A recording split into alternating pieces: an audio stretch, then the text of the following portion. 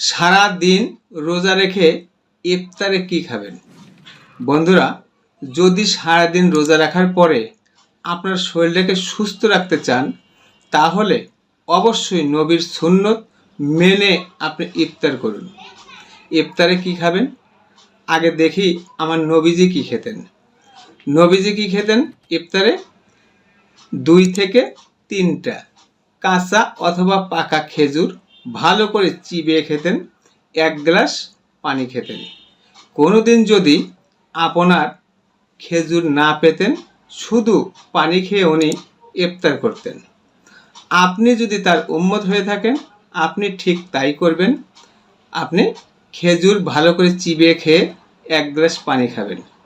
এরপরে মাগরিবের নামাজ আদায় করবেন। নামাজ পড়ে আসার পরে রাত্রের খাবার খাবেন।